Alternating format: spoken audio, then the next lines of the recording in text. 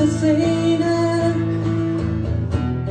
Sama fiilis, kaiken sisälläni huutaa ja mulleni kiehuu. Miten mä oon taas väärässä? Kuka päätää mikä on oikein? Miten pukeudutaan, miten ajatellaan? Kuka on se ääni meidän päässä? Tänään aion kävin aina.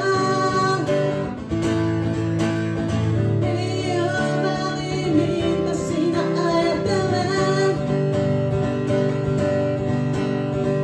Mä oon just se mitä mä haluan olla.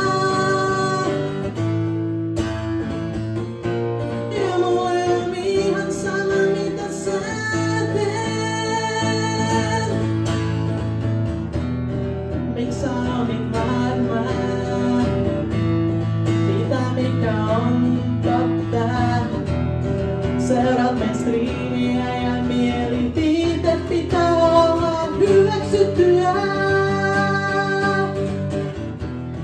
Oot sä koskaan oikeesti vastannut normeja, mitä sun yhteiskunta on sulle syöttänyt?